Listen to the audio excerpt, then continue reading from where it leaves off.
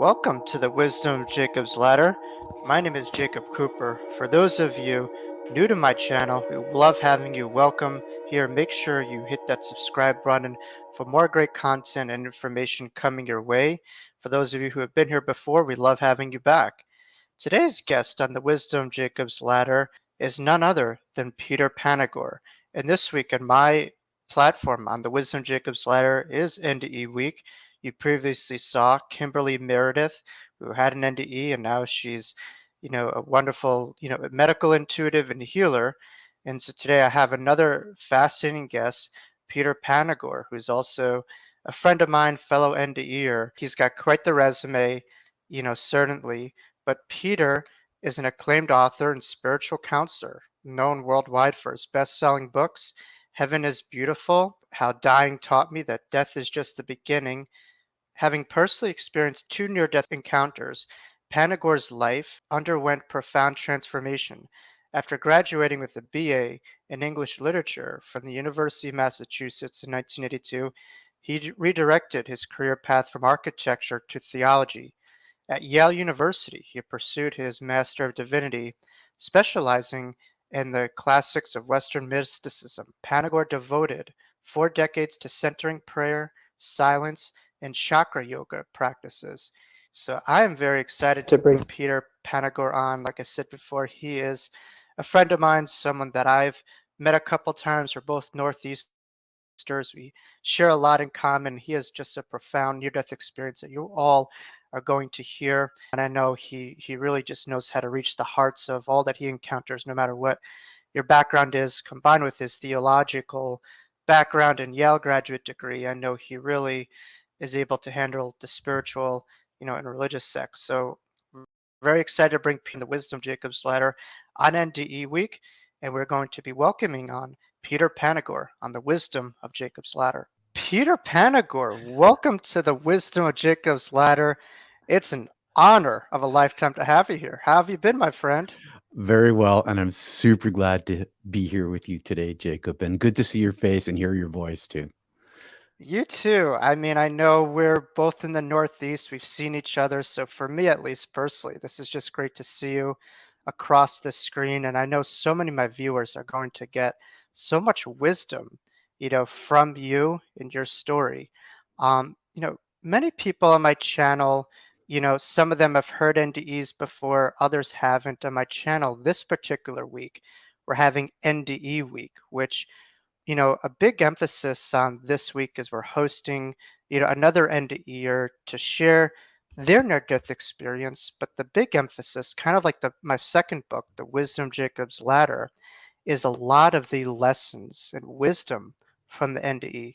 So for those who don't know your story, who haven't heard it, could you share like a little bit about what you experienced, what happened to you, and then as our discussion evolves, I'm equally or even more interested to hear about what you learned from it as well too. So take us through a little bit of that. Well, it happened a long time ago. The first one, I've had two. Second one was in 2015. The first one, the major one, was back in 1980. I was an undergraduate on national student exchange at Montana State University in Bozeman, and my family had suffered a trauma that was ongoing. It had started some years before, and it caused me not to want to go home during Mm, spring break. So I went on a 10-day snow caving and ice climbing trip into British Columbia and on in Alberta as well. I a little background of me. I was a Boy Scout until I was 18. After Boy Scouts, after being a leader in Boy Scouts, I became an Explorer Scout. I was backpacking and winter camping for my whole of since I was 11. National Ski Patrol. Winter was my element. I was working at Bridger Bowl that year as a volunteer on the ski patrol. I was taking a class. I took a class in cross country skiing. wow. Um, so I was Mr. Winter, and I say that because I made a fatal mistake. The snow caving trip was excellent. We skied way out into the backcountry and skied back in, and then I made an error on the ice climb. And I'd not been ice climbing before, but I'd been on plenty of rock faces and knew how to climb. I was a decent climber. My climbing partner was had just completed his certification as a lead climber, and he had this, it was really his trip that I joined. And so he had this plan to go ice climbing for a day on this world famous ice climb after our snow caving trip. And it was called it's on the Ice Fields Parkway in Alberta, and it's called Lower Weeping Wall on Cirrus Mountain, like the cloud Cirrus. Mm. So my mistake, and I'll get to the NDE first, but I like to get this out of the way. My mistake was I tried to climb with one ice axe and an ice hammer, and I talked Tim into this. It's the more I think about this over the years, the more I realized how much my desire to do this outweighed my and Tim's wisdom not to, with this lack of equipment. So I had everything else I needed, except for I couldn't come up with a second axe, and I had a hammer. So I decided to make this climb 500 or 600 feet with the axe and the hammer. And you can climb with a hammer. I climbed this thing. Okay, you can do this. The problem is twofold. One, the axe is much longer, and so on every single swing, you have like if you're walking and you're walking mincy foot versus this big long striding, and you have this certain amount of time. Well, my right hand was a mincy foot, and every time I used the hammer, I had a lot less distance, so it slowed me down, and I couldn't rest on the hammer. The hammer's purpose is to chip ice to make a setting for the ice screw, which has points to set in, and it's also the lever to wind and unwind the ice screw as it goes into the ice, and it has a few other uses too. I couldn't rest on it. It had a strap on the bottom that you hang on your belt with a carabiner, but when you plant it in the ice, I couldn't let go of it. I had to grip it with all my strength. With the ice axe, you can plant it in the ice and there's a strap and you can let go, and the physics holds it in place. It's fabulous. So two mistakes from one mistake, no stretch, and I burned out my muscles rapidly, and that accumulated into a much slower climb for me. And there were other teams on the ice today. On that day, we were the last team on the ice. So we knew early on, when I started having to rest, that we were in serious trouble. And ice climbing is not like backpacking or hiking. You can't turn around and go down.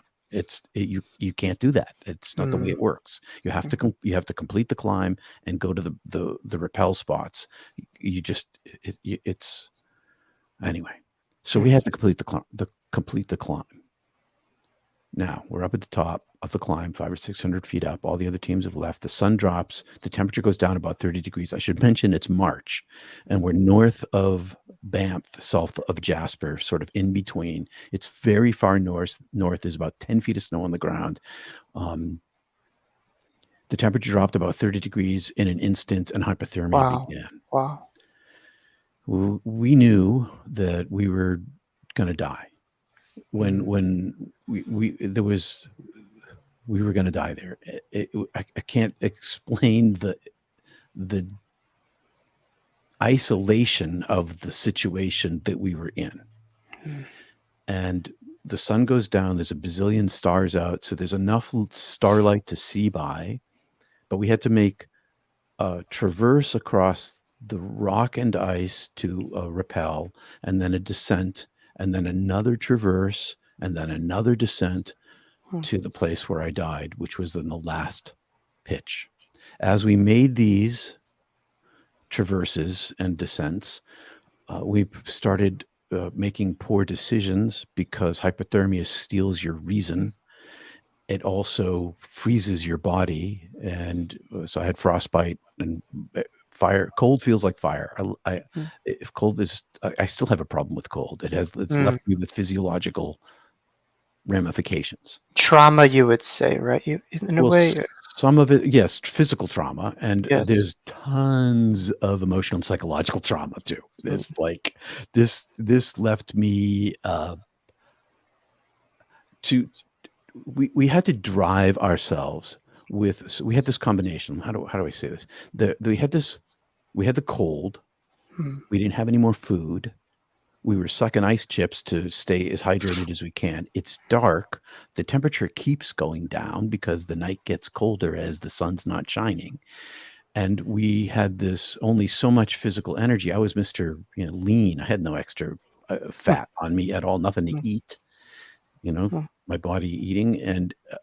And so every step I was taking was draining my physical energy, but it was also the thing that was keeping me warm. We had decided that we had to move. We had to make this. If we had stayed there, which is a rule in wilderness experience, if you get lost in the woods, you stay where you are because mm, then they're going to find you. If you move from where you're not, unless there's extraordinary circumstances, then there's less chance of finding you. mm, So we had extraordinary circumstances. We decided that if we stayed where we were definitely going to die because we were already in violent shivers, first stages of hypothermia. Every muscle in my body is pulsating. We're like, we got to get out of here. We make these traverses where hypothermia continues to advance. We're down on our caloric intake, mm, and so I've got the cold, the distance, the dark, and my own energy, which is also being burned. And the reason why we're moving is because the only way we're gonna get warm is to keep moving. So to keep the level, like fight against the cold, we had to keep moving, which consumed our energy, which made it more possible that we weren't going to get to the end point, mm. which was the Wow. tent. So it was, and Tim, one of the things I learned about him in the snow caving experience is that he never lost his head. Mm, We had some trying things I don't talk about a whole lot, but we had some very trying experiences when we were caving, and neither of us lost our heads. You mm, lose your head in the wilderness, you die, period. mm, That's the way it goes. And he knew that. And so I trusted this guy, and he trusted me literally with his life to keep panic under control. And mm, so we had to contain our own emotional state mm, with a force of drive, a driving force, and we had to drive ourselves forward at the same time, which also consumed energy. So mm, this whole keeping the fear at bay was mm, a consumption of energy. I'm using my brain, mm, So mm, I reached this point where just before, so we make this traverse, we make this descent, and we make this traverse. And in this second traverse, I reached this point where suddenly I dropped inside an, a, an unknown part of my brain where I accessed something very ancient that's still inside of human brains and I didn't know it was there. And instead of having to drive myself forward with my willpower, I mm, found that there was some greater willpower in me that was survival. And mm, when I clicked into this place of pure survival, animalistic, reptilian, whatever you want to call it, way down in the ancient brain, it propelled me forward, and I actually had a new ease to my action because I wasn't having to keep my fear contained. The fear was contained through no effort of mine because the survival instinct took over. So we make it to this last rappel. We're standing on this table top. It's a ledge, and I'm looking at my table. It's about the size of my desk. We're standing on this ledge. We're clipped into the mountain, and hypothermia advances. The rope gets stuck. I tie the rope to myself. I toss it out around the corner. I'm cutting the long story short. Pull the rope. The rope gets jammed immediately on the first pull. I've only got half the rope. I don't have both ends of the rope. Now I can't reascend to free the rope, and now we are in a deadly situation. We can't climb down because it's 100, 150 feet down sheer. We mm, can't climb back up because it's 100, 150 feet up sheer. mm, And it's not ice, it's rock. And I don't have climbing shoes on. I've got crampons, like these big spikes on my boot. Um, and, and my hands were frozen. My face is frozen. My eyes are frozen. I can't talk well. All my muscles are freezing. Tim's in the same situation. I kept pulling on the rope and not having success. And after falling, I'm trying to make this mm, story short. Um, I had this moment where I understood that I was going to die no matter what I did. mm, I was just not going to succeed, and I just accepted it. And when I accepted it, as I accepted it, this peace fell on me. I was like, okay. And I started thinking about God because I was raised Greek Orthodox and Roman Catholic. And then I thought about my parents and their suffering, but there's nothing I could do about it. And I began to fall asleep, and I would collapse and stand back up. Last stages of hypothermia. I stood back up this last time after sleeping, and as I stood up, I had my peripheral vision was surrounded by a big blackness. And Mm. as I stood up, this blackness got smaller and smaller and smaller. And I looked around. It's like this tunnel vision, which is exactly what it was. It was tunnel vision. And it goes down to almost closing. And I think to myself, geez, I must be falling asleep again. Every time I fell asleep previously, just now with my hypothermia, it was like a curtain dropping, instant sleep. Mm. But this time when it closed to blackness and I had this expectation, it went, and I was awake. And I was confused at my awakeness because I didn't. Why wasn't I asleep? Why was I conscious? Where was the mountain? Where's all my pain? I don't understand what's going on. And as I'm in this befuddled state, I look to where the mountain should be, and if I had a front, and in front of me was this deep, deep darkness. And this deep darkness was an empty darkness, Mm. but yet it had proportion to it. Again, this is all paradox. It's all metaphor. This is all language that I've constructed because I needed to understand myself in the context of the world about what happened to me, which is ineffable. And it's all metaphor. So I'm in this dark space, and I'm still somehow outside of this dark space. I'm like a step back from it, and way far in the distance of the furthest star that you can see, suddenly this star appears. This pops into existence, and it pops in and it flies toward me. And as it flies toward me, it increases in its size, and it's covering the size of the cosmos. It is very, very, very, very, very far away from me. And yet it covers this distance faster than the speed of light. It's on me before I know what's going on, and it communicates to me. It fills my vision. It's all light in front of me. It fills my vision and says to me non-linguistically, no language, which means no conceptualization. Language is based on concept. And this came to me, and it told me, and this is the way that I explained it, it told me, I'm taking you. And I said, no, you're not. I don't know what's going on. I'm not going anywhere. And it reached sort of through this barrier into me and pulled me out like I was a daisy. And now I'm inside of this entity, and I don't talk about this in my book because I hadn't come out as a childhood mystic. But I know this angel.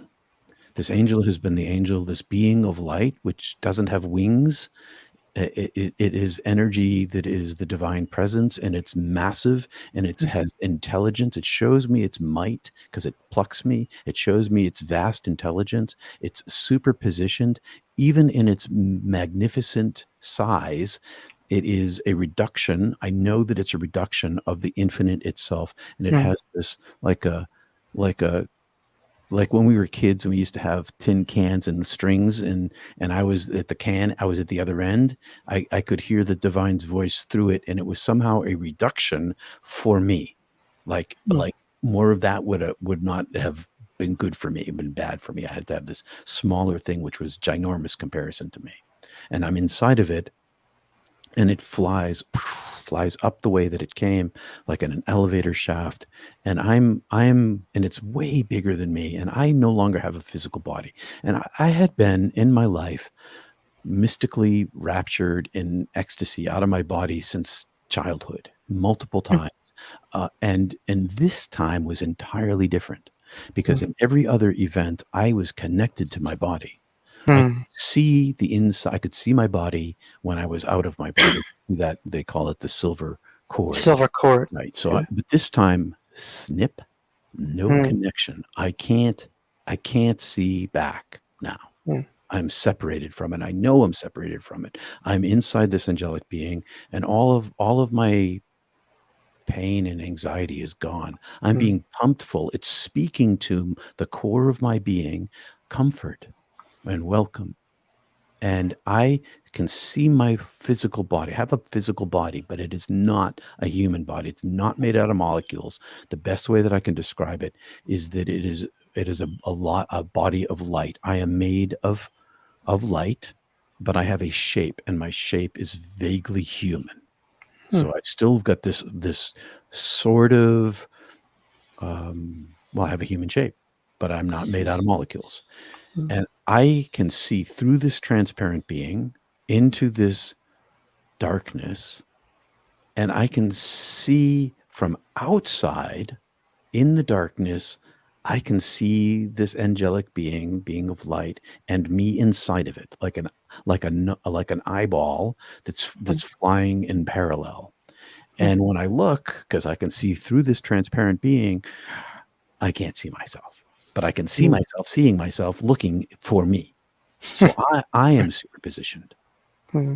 and I get to up to this top of this place, top, and the angelic being opens into this long experience of the divine, wherein I see my original photonic single self in superposition to the field of photonic, the infinite field of the photonic being. I see my next level self below, like a large baguette speared with kebab Hmm. spears. And each of these kebab spears are my other lives that I had previously lived. But from my point of view, they were in timelessness. They were all at once. I could see my recent life. I could see that none of my lives were me, that I was the divine, but in a limited form, because I was exactly the same as this incredibly infinite field of photons, this collection of photons. And remember, this is all metaphor.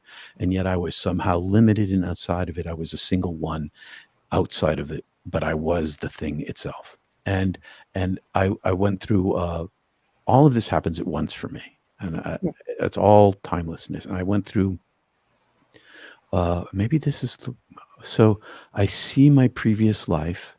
I entered into a couple of these lives. I saw from the inside out. I see my most recent life, and I am in a hell. So I go into, and this is all simultaneous. I hear my name being called. I hear I'm being created in the moment, in the now. I see the elongation of my eternal nature.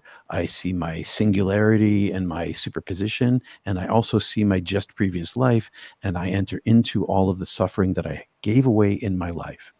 And as I give this pain to people in a chronological sequence, I am inside my human body, and I'm inside their body and inside of their body, I'm experiencing all the pain that my other self, because I'm superpositioned again, Hmm. is giving them. And I'm experiencing all of my reasons for causing their pain, and my emotions, and I'm also experiencing all of their emotions, and understanding and anger and pain from their point of view. And it was much bigger than the pain that I'd been intending to give them, like much bigger. And it um, accrued to me. It was mine. I had given it to them, but I actually had given it to me. Hmm. And and in this state of being, I saw the limited nature of myself, and felt not shame for being guilty for having done those things, but shame for being limited in the face of unlimitedness. Hmm. I could see my own less thanness. And as I could see my own less thanness, I could see all of humanity's less thanness. And there was this radical equality between all of us in comparison to the unlimited. And it wasn't just humanity, it's all universe. The whole place is built in this way that everything consumes something else, molecularly, biologically, cosmically. Creation is made from destruction here, and Hmm. part of that creation that comes from destruction here is my self survival and my emotional state and my egoic mind trying to protect itself and causing pain to others. But that I didn't make it this way. I didn't Hmm. write the code. I'm, as a human being, living inside of it, and so it's not my fault.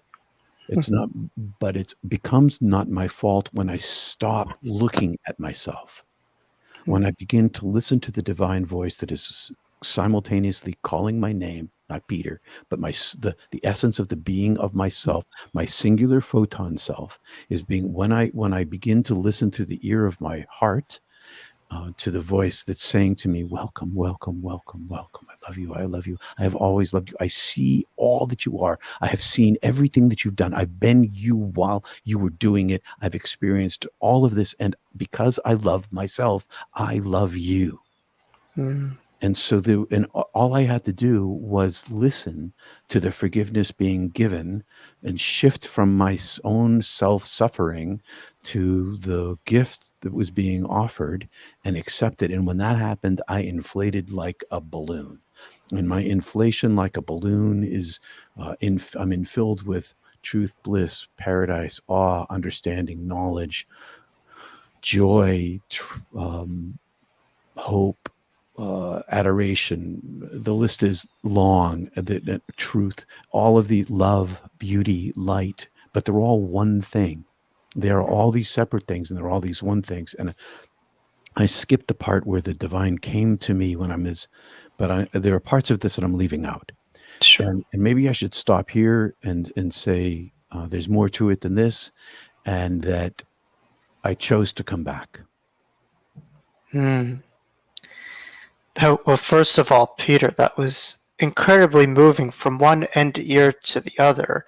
It's fascinating to see the parallels, as well as unique experiences that people have in their NDEs that may speak to their soul level or understanding or energy. But it seems like, at least from my experience to your experience, a lot of it is in this power of surrender, letting go of this small sense of self and surrendering, Mm-hmm. to the love that's always been inside of us. I'm wondering for you, I mean, you literally came down from the mountain of, enlightenment, down, and are here, survived. How long did it take for you to put words to such a profound experience? Were you, I mean, because I know some end ears just shatter from the rooftops the second they wake up, and others, like myself, took around 2 decades to really have words. And even words, as you alluded to before, are so incredibly limiting from our standpoint, but we talk for other people, really. But how long did it take for you? Decades. Uh, I'm still integrating. you're Decades still, and decades, and I'm still learning about what happened to me. NDE is this, for me, speaking for myself, it's such a radical perception shift in the world and of myself. And I know that I only brought back this much, and so I've spent a lot of my life in reflection. In the Christian mystical tradition, they call it recollection. I recollect myself. I recall my experience as part of my practice. And in doing so, I find my way home, but also in doing so, home finds its way here. And so my reintegration process, I should step back and say, Jacob, when we both had our experiences 20, for you is 20 years ago, for me it was 40 years ago, but 20 years ago, 30. 30, the same, this 30 years ago, the same was true, is that you talk about this in public, people think you're bonkers. Mm, And so, and I, the day after I came back, I had totaled the car. The next night we spend time in jail, we pay our way out. I totaled the car, hit a semi, and Tim takes the rest of the money we had stashed away, and he goes back to Bozeman, and I'm hitchhiking at dawn with a sign trying to get back to Bozeman. And now I have a stutter on top of everything. The hitting the truck gave me a stutter. And so I'm by the side of the road, and on my insides, I hear this constant roaring, but I call it a roaring. You could call it, it was my name. It was the mm, same name that was being called in heaven, that has no sound and no words, but it's roaring inside me, filling all of my interior. There's like no space for me. mm, And I should say again that I chose to come back. But when I chose to come back, I didn't know the deal that I was making. I didn't read the fine print.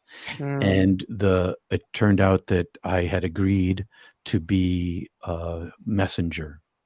And mm, what I found when I arrived that first day is that there was no language for this. It cannot be spoken. And in my studies over the many years that I've been studying, uh, I discovered that that's been true for everybody. Jesus, Rumi, Muhammad, Lao Tzu, Chuang Tzu, Kafir, you name it. Peter Everybody has Panagore, Jacob Cooper. Jacob Yeah. Cooper, every single mystical experiencer. It's always metaphor, simile, myth, and symbol. Mm, And those are the tools that have been universally used. And so I went in hunt of language and I was angry that I was given this job and had no language. So I was an English major, language, and I should also say I'm dyslexic. So mm, it's kind of weird to be an English major and be dyslexic, but that's what I was. And so I changed the course of my life. I was going to go to graduate school in architecture with the family business, been pushing a pencil, working in mm, construction, pushing a pencil since I was a kid and working in construction all the way through college with the goal of like mm, being able to run both ends of the show. And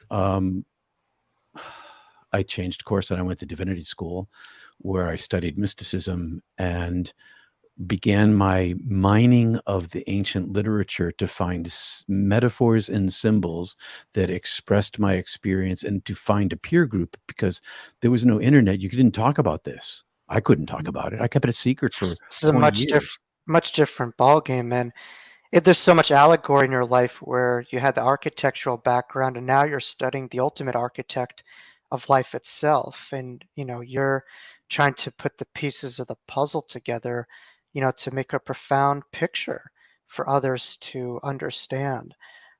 My question for you, Peter, is whether it's something pathologized or euphoric, what we walk into may or may not be in our control, but what we walk out of it, is all in our control in many ways.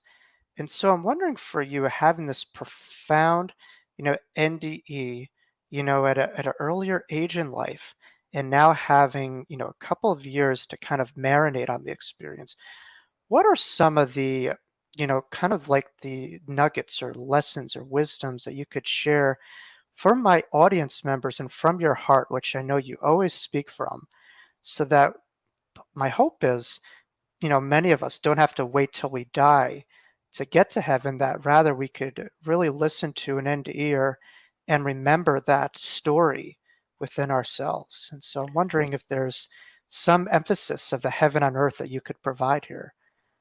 For sure. So I came back a desperate exile. And all I wanted to do was go home. And I felt like I made the worst decision ever by coming back because this place is so two-dimensionally flat and flickering. Fortunately, there's light that shows through here, but it's not nearly as intense as what it is on the other side. It's present for sure. It is. And so I wanted to go home. And I wanted to go home so badly that I've reoriented my entire life to my interior. And Mm, so I I knew that I was a messenger, and I knew that language could never convey the ineffable. And I discovered by reading, because I was an English major, I was exposed to Eastern writings. mm, And so I read the Upanishads and the Vedas and Yogananda autobiography. well, And when I read that in the 25th chapter, about Kriya Yoga, and then I read the Yoga Sutras, which is a 5,000-year-old book that's still in print. Why do you think it's still in? How many books last that long? Why do they keep mm. printing it? Because it has useful, practical information for people like us, like me. Truth And stands, the test of time, right? In well, many ways. which Yeah. is the reason why I chose to study ancient literature rather than modern mystical literature, because I figured that the ancient literature had legs. And maybe the modern did too, but maybe it didn't. I couldn't tell the difference from the outside. But I knew that the books had been in print for centuries were being printed because they had something valuable. But I also read people like Yogananda, and I Mm, found this parallel between them. And there's another leg on this stool, and the other leg on this stool is that I was studying. I had a minor. I didn't get like, it wasn't on my diploma, but I was studying. I had a theater background, and I was studying mime. And the mime teacher back at UMass Amherst, where I actually was a student, having dropped out of Coast Guard Academy, was in the school of Marcel Marceau, and Marcel Marceau taught Hatha Yoga. And Hatha Yoga is a tool that, if properly used, not only has physical impact, it has spiritual impact. And my teacher, Jody, who I'm still friends with, he's in his 80s, like, I still know this guy. He understood chi and prana, and he'd been long in the practice. And so one day in class, he had us sit in a particular yoga form and asked us to put hand underneath. So 1 foot out, I should tell you for the yogis, 1 foot out this way, other foot tucked into the groin, is sitting up straight, right hand above the groin, below the navel, the second chakra, and other hand on top of the other hand, and told us to breathe into that space and breathe into our palms. And when I did that, I felt a ball there. And then he had us bring our hands up, one hand up, left hand was going up, and to turn it in front of the heart and to stretch this chi ball into like a piece of taffy, a long stretched taffy. And I was like, oh my God, I can feel this. I feel this energy. I feel this energy. And I know, so it's within 5 months or 6 months of dying, and I know I'm a completely different person than everybody else around me. I am a freaking alien. Nobody sees what I see. I see light in people. I see light in trees. I hear trees. I hear plants talking. I like all this stuff. And so, and of course, I'm not going to say anything because I don't want to be institutionalized. But then he says, so who here felt the warm tingle in your palms and the stretching and could feel it between your palms? I'm like, me. And nobody else in the class were like, what are you talking about? And he calls me up to the front and he has me kneel in front of him. So I'm in a kneeling position, and he says, put your hands up. And I put my hands up and out in front of me, and close your eyes, close my eyes. And then he says, what do you feel? I say, I feel pinwheels on my palms going this way. And then he says, what do you feel now? I say, well, I feel pinwheels on my palms going this way. He says, what do you feel? And he goes in like this way and this way. And he says, open your eyes. And I open my eyes. And he's kneeling in front of me. I didn't know this because he was standing when he, and he's a mime. So he moves super silently. He has master control of his body. And his palms are, that far away from me. Wow. And he says to me, where did you learn how to do that? I say, I don't know. But it was at that point that I was reading the Yoga Sutras and Yogananda. And so to get to what your question was, Jacob, I had to tell this background, is that the most important thing for me, and it was at this point I abandoned what in Christianity, what they call, because I'm not a Christian. After my NDE, Christianity was gone from me. My experience of the divine was the one that is called God or Allah or Allah or Brahma or whatever you want to call this thing. This itness, this isness is way far beyond religion. There's like all it is this pure divine energy of love that came back with me. And so I abandoned what's called salvific or atonement theology in this moment where Jesus has to be I have to accept Jesus as my personal Lord and Savior in order to open the door to go to heaven, which is fine for people, but it didn't work for me. I decided to carve my way back. I decided, because Christianity, at least in the evangelical forms of it, they're like, you can't dig your way back to heaven. You have to, there's this one. And I was like, no, I don't think so. And so my entire integration process for the entirety of my whole life has been this inward journey, only that, to the oneness itself. And all of the studies that I've done, all of the reading and the speaking and the teaching, all this kind of stuff, that's all secondary to me. my own healing became the most important thing. And when I was dead, there was no suffering. There was healing and wholeness and beingness. I came back into my body. And I'm like, this place is terrible.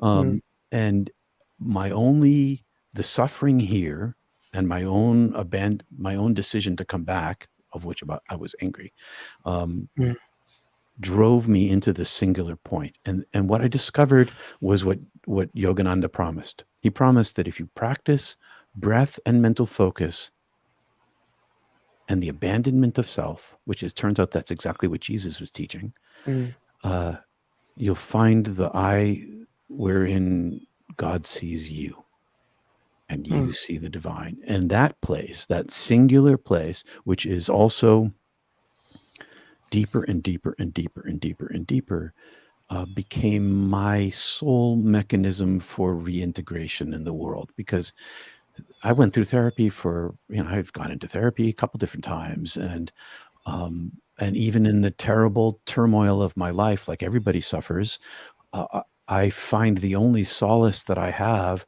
is this collection of peace inside myself. And so, if on a at a minimum level, when I'm under anxiety and stress, and I'm under some right now, mm. the reason I came back was to help my parents. Long story, Wow. but dad died 2 years ago. That was a terrible Yes, death for yes. him. And but in the end, he went home. He came to me in a dream. I was like, "I'm back." I'm like, "Yeah, I know." And but my mom's now in this. She's had a stroke, and we're trying to sell the place and move her into. It's human things that happen at Mm, a certain age, and that creates this stress mm. because the world is real. I live in the world. It's real. I still have emotional responses. I have Sure. biological, chemicals in my body, and You're a real person. I'm a real person. People forget that about NDErs, that we're real people. Yeah. and, It, and yeah. and I'll finalize it with this one thing, Jacob, and that Yes. is that it's the centering into myself and the loss of my own selfness, my attachment to myself, where my strength comes from in the world. And the most practical application of my NDE in my life is this singular thing that I found that instead of trying to integrate into the world, and I lived masked for the longest time, hiding, right?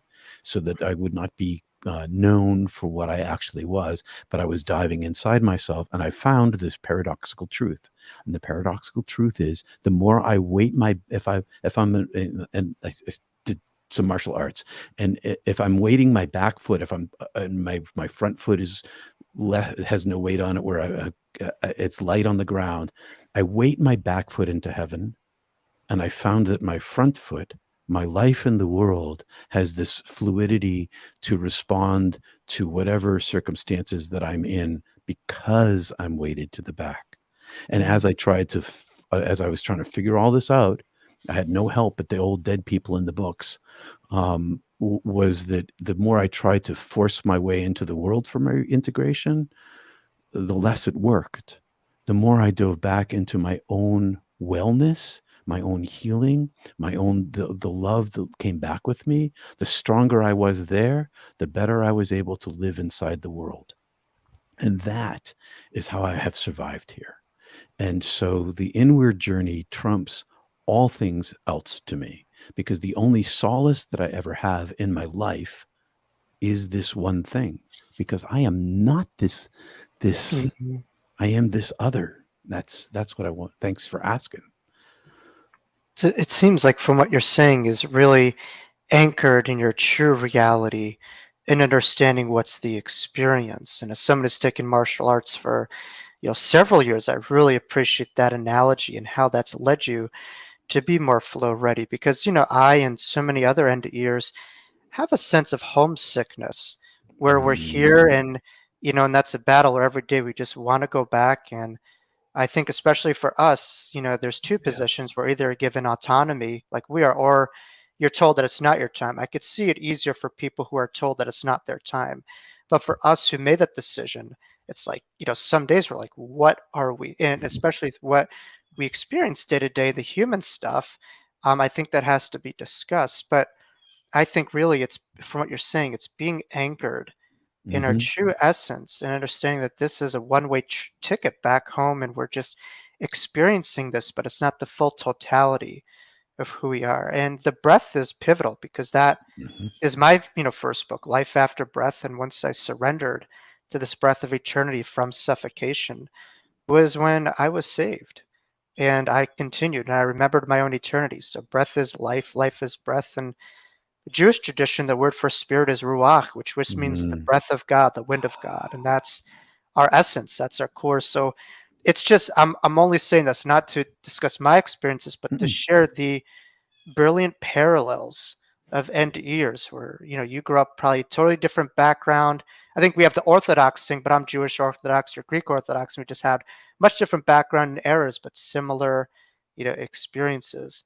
Now, your life in many ways has been allegorical of that NDE where you at times experience, just suffering or depleted of life, and then you surrender to it too. And it's very symbolic. But I'm wondering for you too, how have you been able to juggle the two worlds to the extreme? Because I know your early background is in theology. I mean, you worked with, religion and the church and Christ. Like, how did you, like? I mean, that would have driven, I'm sure, a lot of people nuts to see, the just fallacy that people are ascribing to. And so I'm wondering, like, what was the dichotomy that you experienced, and when did you decide that, hey, it's time for not church, it's time to jump ship and have my own thing? I hid inside the church. I made a decision to study Western mysticism to the exclusion of Eastern mysticism because of my cultural context. Mm, And the dean, I did a 3-year. I went to Yale, and I did a 3-year. One of the deans allowed me a 3-year independent study under her tutelage to study mysticism, and I got to know her. And in the end, or halfway through, she said, "Peter, what do you plan? What are your plans?" I said, "Well, I'm going to get my doctorate, and I'm going to be a professor." And she said, "I think you, with your level of compassion, you should try being a pastor." mm, And so I'm like, "Okay, you've been so nice to me. I'll give this a try." And so I went into the church on this 3-year interior deal. I'm like, I'll give this 3 years to try. And at the end of this 3 years, I decided I was out, but we got pregnant and I needed to stay. And because I had to have a job because I was going to have a kid. And I lied to get it ordained. And there's this thing called the ecclesiastical council where the whole community county level wide church gathers and they ask you all these questions. You have to write this 50-page paper, and they asked me if I was a believer, and I said yes, and I am not a believer. mm, And I went into the church, which is a I didn't go into politics. So I'm going to go back a second here. I worked in the State House in Massachusetts after graduation. After my NDE, I worked in Boston in the State House in the Ways and Means Committee, and the local city fathers were trying to talk me into, because I was from a city outside of Boston, were trying to talk me into running for city council at large in the city, and then they were aiming me to replace the guy who I was working for. And I mm, saw the blood sport politics was like, it's a total blood sport. And I'm like, I'm not mm, doing that. And mm, so I went to divinity school, and the dean talked me into being a pastor. And I thought, oh, the church would be a safe place. Turns out, no. The difference between politics and the church is that at least in politics, they're going to be out stabbing you in the back. In the mm, church, you don't know that. mm, And at least I didn't know that. And it became I served very sick churches, and mm, so there was this huge embezzlement in this church that I served, and there were accusations against me, um, and all of this suffering drove me deeper in. But all through all of it, and even in the faces of my enemies, I could see the light of the divine. And so I had this superpower, and one of the superpowers I came back with was seeing their divine nature, even though they're doing terrible things. mm, And because I could see their divine nature, I never hated them. mm. I never developed I defended myself, I fought against them, but I didn't do it from a place of vengeance or revenge or attack. I did it from a place of this center in myself. What's that And saying? It's like, Father, forgive them, for they not know what they have done. And yeah, it seems like you really applied that. Well, it didn't. It was an outgrowth or a natural consequence of what Mm, happened to me. I didn't. I chose to cultivate that. That's for mm, sure. But I didn't. I came back with it. mm, and and the churches that I served, I made them do good things. They had the good hearts. There were also good-hearted people in these places. It wasn't all bad. There were some very good-hearted people who were trying really hard to help the poor, to mm, feed the hungry, to house the clothe the naked, and house the homeless, and mm, I made that happen. And there were people in the church who wanted that to happen, and so we did tons of social work. And because this church that had this huge embezzlement was in this swanky resort town, there was also a lot of money there to do that with. mm, And some of the people who were financially capable also had hearts of gold. mm, And so it wasn't all darkness inside.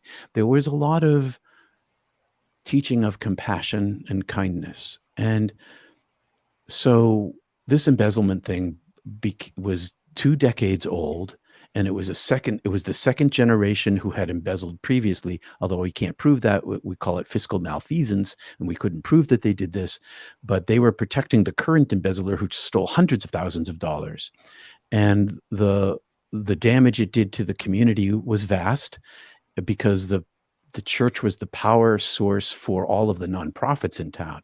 Church members were in all of these boards, and some of these people who were up to no good were poisoning these nonprofits around town. So it spread very widely. And in the end, we exposed the embezzler and everybody else, and I was vindicated, and the whole house of cards collapsed. And in the end of that, the deacons of the church came to me to apologize one Sunday morning as I was going to climb in the pulpit. They said they were sorry for all the things they did to me. The whole church 90% of the church had been turned against me and the mm, community. Meanwhile, the Baptist minister up the street, because I was so inclusive, was preaching against me in town. So I had these two pressures of the interior of the church that was out to get me. And it sounds like I'm paranoid, but I wasn't. mm, And the Baptist minister who was talking me down in town. I was in a terrible situation, mm, socially, politically, financially. It was awful. And the pressure of that drove me deeper inward. The only place I ever found my peace inside myself was when I was taking a respite from myself, quieting my mind down, and sitting inside the space of peace that I was carving with every breath and my Kriya centering prayer practice. mm. So at the end of all of this, I decided this one Sunday after the deacons, and she went to jail. I mean, this is like, and it was Wow. statewide. It was statewide news. It was not a little thing. And the deacons apologized to me, and it was at that point that I knew that they trusted me. Mm, And the reason why I was able to persevere in this situation all the way these years is because I had this interior strength. I never worked for them. I wasn't a religious person. I wasn't a believer. I didn't have to have these exterior supports. I had the interior support. I had mm, the one thing. And so I hid inside the church. I meditated. I continued my research. I dove deeper inside myself. And then this one Sunday, when the deacons apologized, I was like, I guess. And plus, I was vindicated in town too. Like, it mm, wasn't just our congregation. They're like, oh, Peter didn't do that. And I decided to tell them the story, and I came out of the closet. And so when I came out of the closet as a near-death experiencer, I told them point blank that I'd been lying to them for mm, all the years. I was 11 years their minister, that I was not a believer, and that this is why. And I told them the story, and then my life changed. I got recruited to television. I had a TV show for 15 years, 2 minutes every single morning on two NBC stations. That's why I have this mic. I had an FM radio show. The TV show was simulcast on radio stations, and I had a separate radio show. And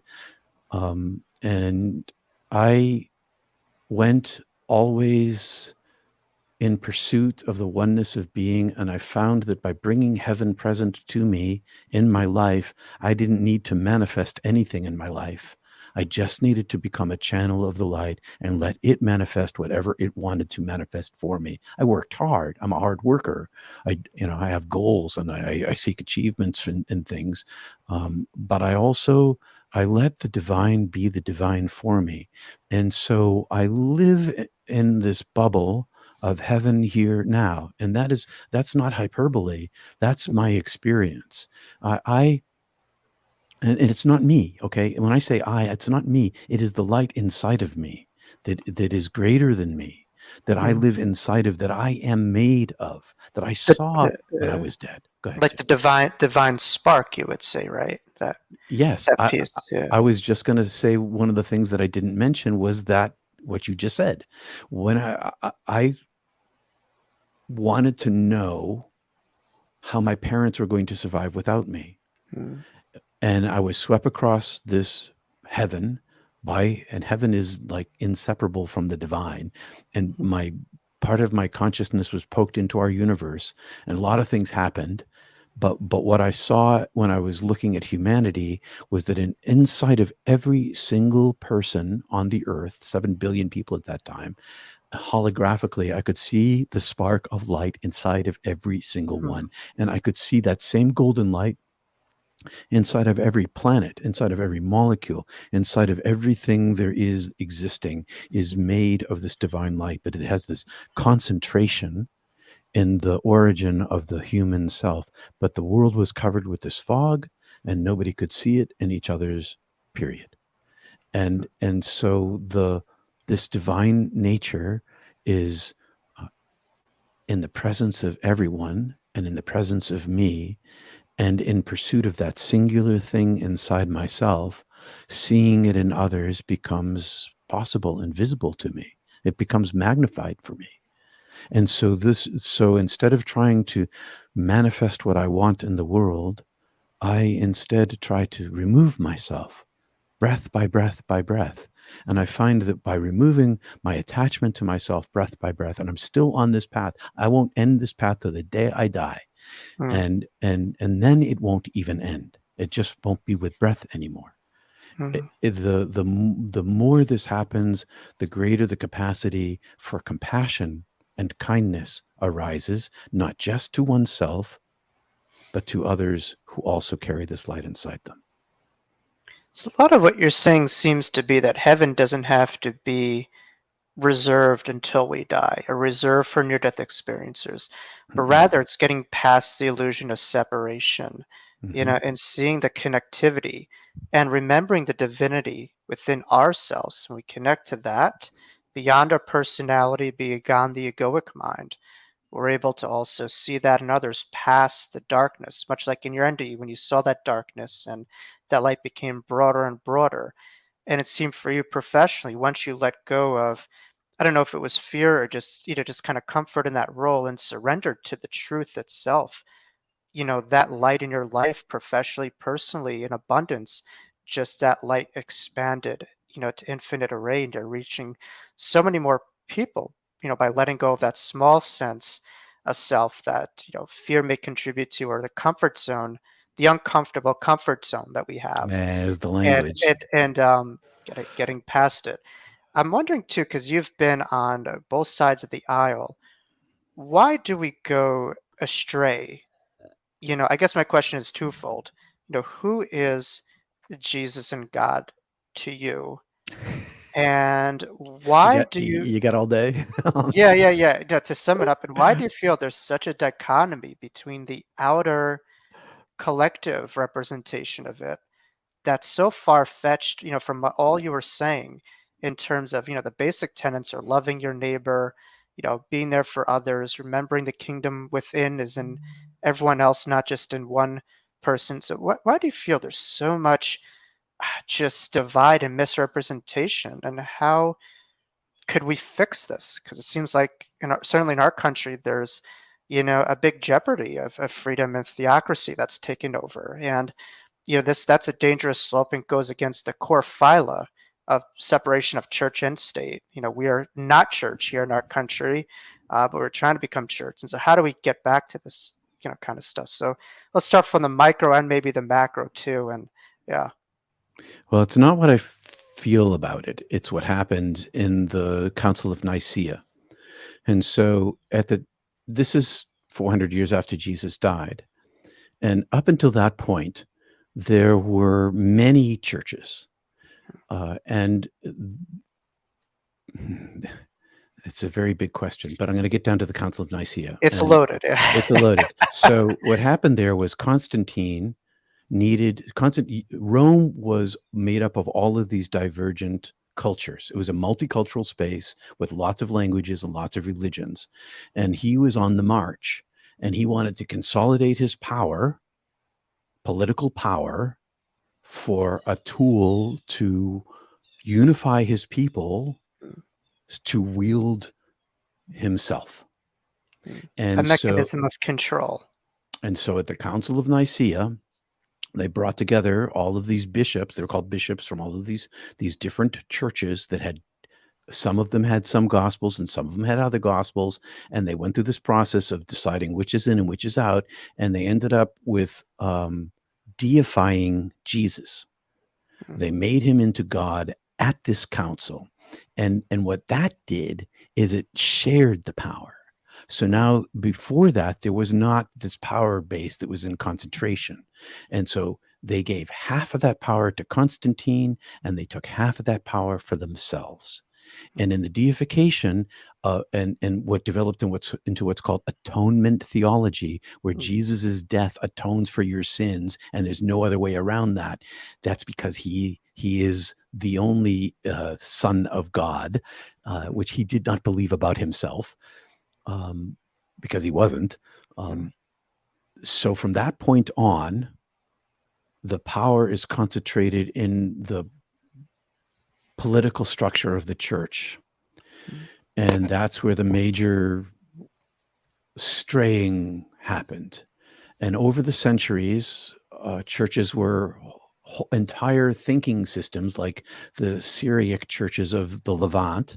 They are all heretical, even though they still exist and we don't talk about them in the West. And they use this book called the Peshitta, which is considered heretical, but it was written in Aramaic, not in Koine Greek. And in translation, it's a billion times more mystical. But in the West, the church was monolithic and then divided Orthodox and Roman Catholic and Coptic. And then the Catholic Church divided Protestant, and so there's this like reduction, and then came the eschatological apocryphal idea that in the 1800s, when fear really entered into Western Protestant thinking about the end times. And that is, so this is maybe this is a little too complicated. Meanwhile, science is the threat. And so the church adopts scientific thinking to its theological examinations, and you end up with these two streams of thought. And on one stream of thought, you end up with what became the mainline churches in the United States, who were using biblical theology, resourcing material from outside of the biblical theology. And then you had the other stream of Christianity, which became evangelical, which only self-references and excludes all material on the outside. And so this, and using, you are going to go to hell and you should be afraid of that. Lucky for you, we have the solution. And so this becomes this closed circuit of self-referencing that then takes on power in the 1980s. And in the 1980s, under the moral majority, the evangelical church chose that it wasn't reaching its goals. And by the way, this might surprise people. At this period of time, the Southern Baptist Convention was okay with abortion. Just letting you know, they were cool with abortion. But when they consolidated their power, they needed to identify a target that was going to unify their people to push their agenda into politics. Previously to the moral majority, religion permeated American life. And it repressed those. It repressed Jews and it repressed Muslims. Christianity was the cultural context. Even though it wasn't supposed to be, but it believed that there were, out of the mainline churches grew the anti-slavery movement and the support of the vote for women mm, and the rights of blacks mm, and the rights of minorities. And mm, so there's this long stream of goodness that comes out of this, but mm, there's this great pressure against it, that utilizes fear and control and mm, politics. And the part that is utilizing fear and control and politics are directly back in the 1980s made a refined plan to begin to take over the political structure by taking over local elections on school boards. mm, And so they began this very organized, long range plan to bring in new political points of view based in this fear based. And you got to remember that the Southern Baptist Convention in particular was the religion of the South of the oppression of people and enslaved people, using theology as the mechanism for repression. And that same organization grew into the Southern Baptist Convention, which became one of the major localizations of this political movement. And it's not just them, but they are a major force in this. And so this entire political structure, where theocracy is a threat to democracy, is rooted directly into Nicaea, when mm, the decision was made that Jesus was unattainable and that you had to accept him. And that's not what he taught. The Gospel of Thomas, which wasn't dug up until 1945, and so it's essentially a new text for scholars. Jesus, it's a collection of 114 sayings of Jesus, much like the sayings of the Buddha, which are mm, listed in a stacked sort of way. He's a freaking mystic in this. mm. And so how to fix this problem? That is the question, Jacob, because it's monolithic. Um, I I know what I'm doing in my small way. I don't know how to change this monolith. One of the things that's happening. Am I talking too much, Jacob? Stop me, brother. Stop me. Well, no, no, Will. It's just, it's wild. Obviously what's happening. Because now we're seeing, guns with more rights than women. And just a desire where people are screaming freedom while also having the utmost control and suppression and so many, and it makes no sense. And so it is certainly scary, and I think the key is to understand historical patterns so that messages are not needed to be repeated and lessons are embraced. But obviously, those who do not learn from historical patterns will regurgitate it. And I think really it comes down to being conscious of having a broader view of history, and the origins of this, the genesis of this. Much like individually, for us to change behavior, we have to go to the point of entry of it, like as you articulated, so that we could have a different reality. So to me, I think if you ask me, I think it's really people have to question the position that they're facing. If people are facing so much of truth on the outside of them, then we're likely to be these leaves and waters. But if they're turning Mhm. within, we're going to generate a damn current that's going to change the world. And that current is love and healing and collective unity versus this divisiveness, fear-based control, bullying that just people just don't outgrow since their middle school or high school days. And I'm picking up the garbage right now as a therapist working with kids, and the kids are picking up the parents' behaviors, and that's my job is just a garbage collector, while not getting some of those town benefits, so or government benefits, so yeah.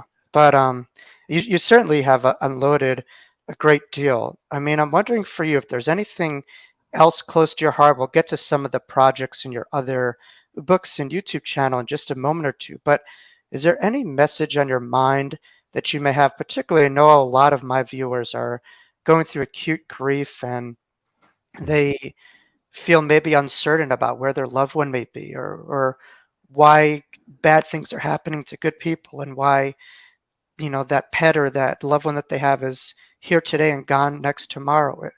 Any messages that you have, for those who may feel uncertain or going through grief, from your NDEN encounter with heaven, what would you say? Well, first, as an NDEer, I still experience grief. Mm, It's not. I'm a human being, and one of my best friends died 2 weeks ago, and the childhood friend, buddy.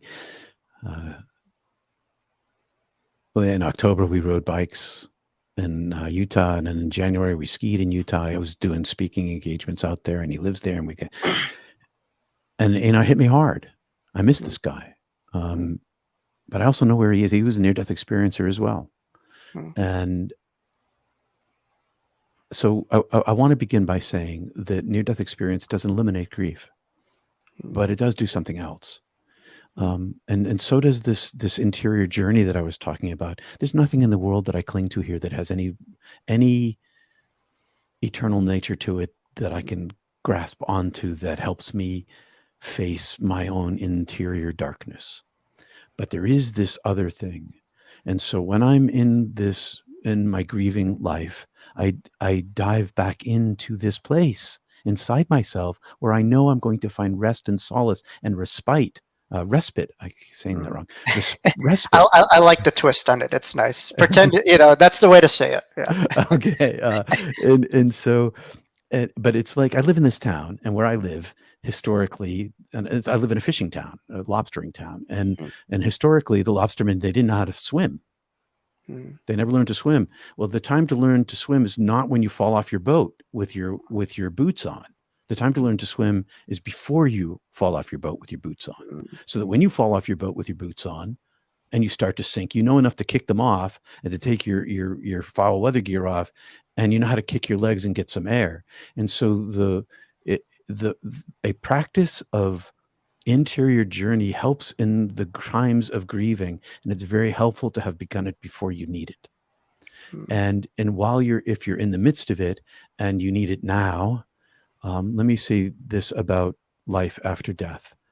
When I saw my parents when I was dead, I saw parallel lives. I saw their life with me and their life without me. And I saw the accumulation of their suffering, the maximization of their suffering and their life without me, and the minimization, which was still a lot of suffering, with me. But their end points were the same. These two parallel possible timelines ended in the very same place of timelessness. And in this place of timelessness, there was only well-being and belovedness. And so no matter what happened to them, which route I ended up taking and to help them or not help them, they landed in the same place that I was in. And where I was in and what I brought back with me is my own eternal nature. And so I can't prove this to you. I've spent my entire life trying to tell my parents, who I came back to help, that this thing that I'm telling you is real. And of course they can't hear me because they haven't had their own experience. So they don't know. My mom still doesn't understand. But what I can say is that if you quiet yourself and listen with your heart and face your grief and allow yourself to cry, then maybe you'll be part of that almost 50% of the population who gets a visitation from the dead.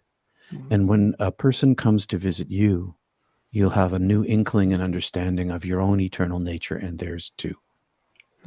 Otherwise, you'll find out for yourself.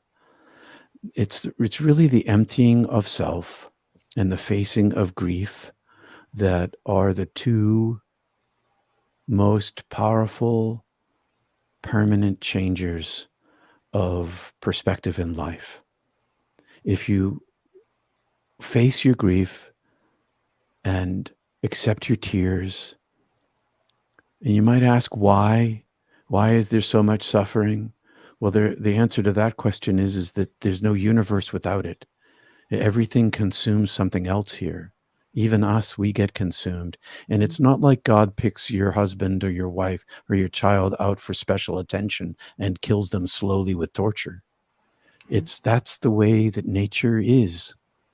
It's and it's awful to go through, and awful to watch people go through it. But it's not the full totality It's of our not. reality. It's a temporary experience that has its time and place. And, certainly Mhm, without, and we would rather have it certainly with a part of us to not have it. But you look at any beings or luminaries of transformation, it has been through the utmost suffering and pain that they've been able to find their purpose through pain. And I know us end of years, we're like that too, because a lot of mhm, people focus on the euphoric elements, but not mhm, understanding the trauma, the difficulty, and how hard it is to come back down, literally or metaphorically, from that mountain, mhm. and to enter a world that totally doesn't understand us, and we feel very isolated, which is one of the lowest levels of human experiences that one could have in loneliness and isolation. But it seems like what you're Mhm. saying is the path is through, not to abandon your grief, but to go through it. And grief has a capacity to transform others, Mm. to reevaluate. And Mhm. I look at grief as no different than an NDE. It's a dance with death, and you're able to find hopefully life after death, but life after their death. Yeah. That's the crux, that not only that life after death exists, but to find a life after their death. Now, Peter, my last question for you. I know Jeffrey Olson once posted this where he said, Our buddy another end of Jeff. year, our buddy Jeff, he said, and I'm paraphrasing, forgive me, Jeff, but he made a post that said, that we know that there is no ending of this road, this road does not end. But at times we're uncertain, of what's around the corner. And that's okay, knowing that no matter what happens, just as you alluded to with your parents, that in the end all is well, was be well, will be well from a broader perspective.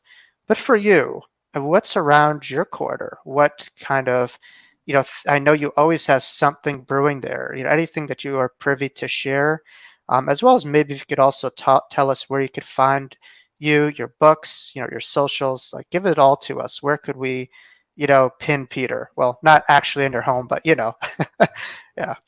Security concerns these days, but yeah. Security concerns, right? But I'm pretty out there. It's pretty Yeah, amazing. yeah, yeah. And I also live in a very rural place on purpose.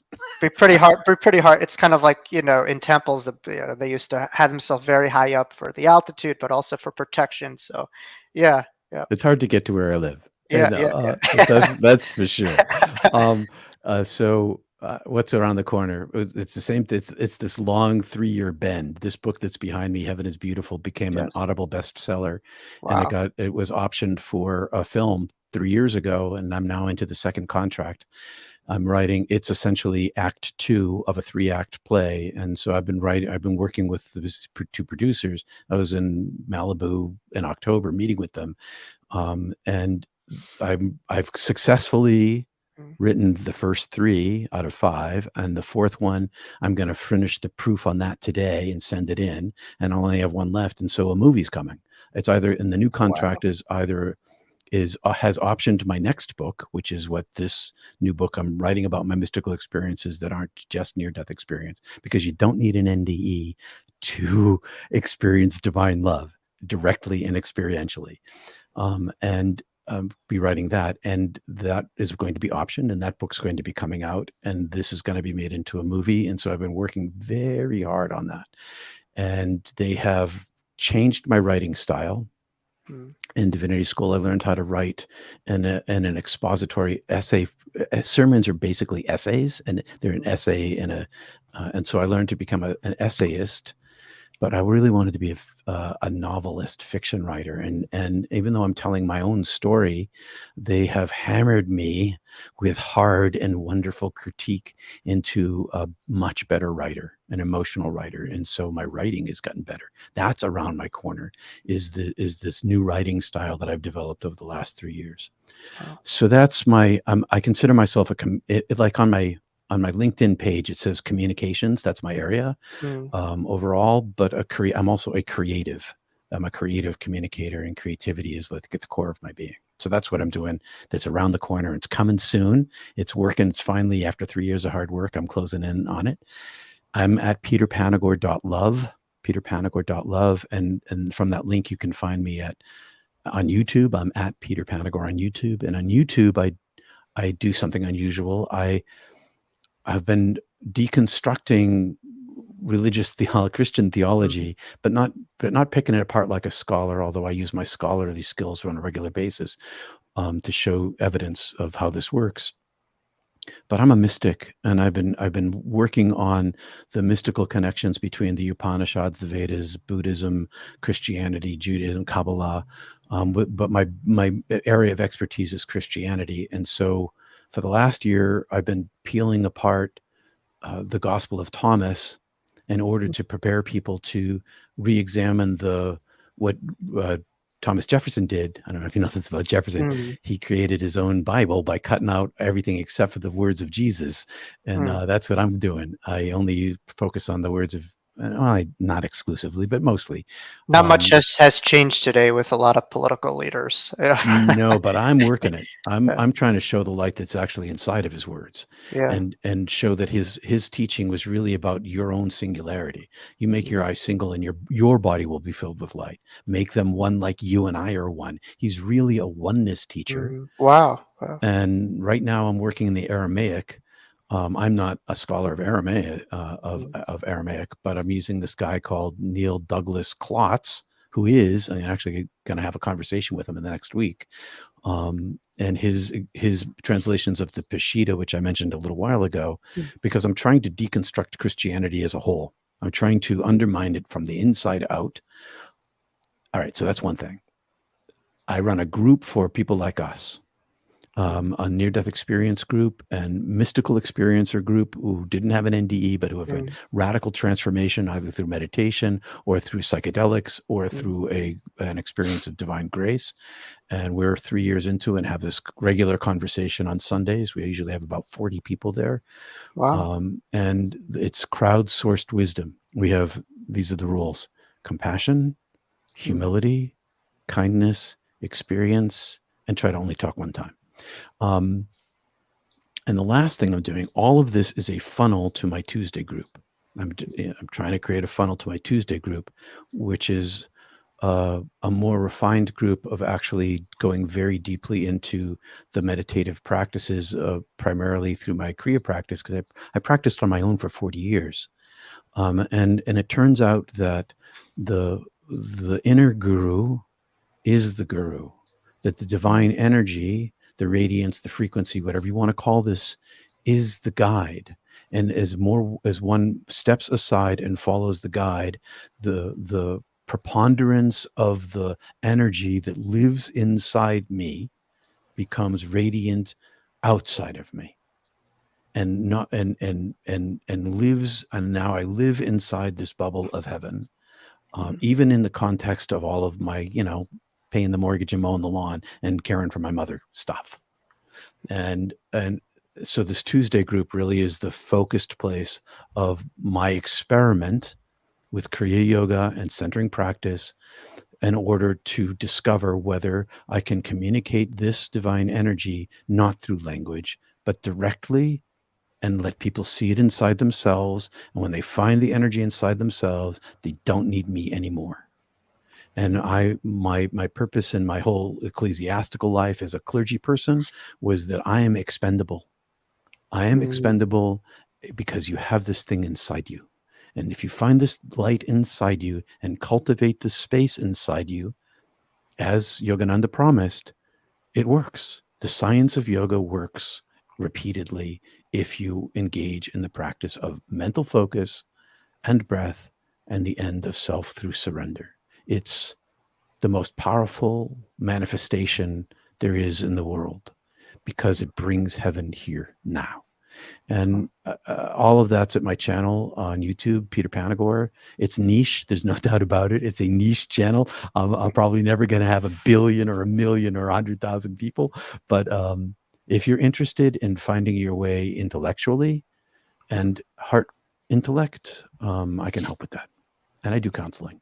I specialize in reintegration, or what I call reintegration, but integration for NDEs, but also for other kinds of mystical experiences, because my range of mystical experience is extraordinarily broad. And you're the perfect allegory. The many paths up to the mountain, having your NDE, there, and you help people at their own level ascend and continually ascend this eternal mountain. It's not necessarily find God, but to remember that we can embody God through Yeah, our own that's loving it. awareness within. And so, Peter Panagore, thank you so much for coming in. You're welcome anytime. Hopefully, whenever you're around, just let me know. We'd love having you. You're, to me, a modern day luminary mystic. I call you like an older brother, but to me, you're someone that I certainly look up to and has inspired me from the first time we met in Colorado and at your book signing to developing a relationship throughout the years. And our paths have certainly crossed for a reason, but you're someone that I certainly watch, take notes of, and I think you do things the perfect way that I really try to follow. So thank you for inspiring me and so many others on their path. Thanks. Any perfection is not mine. It may be what I see, but yeah, that's Okay, that's just that's say it. that's Just say it. that's my spiel. But yep. All right. Well, I love you, Peter, Jacob. Thank you so much for having me on your show. Thanks everybody for listening. Peter is love. Thank you. We'll talk soon.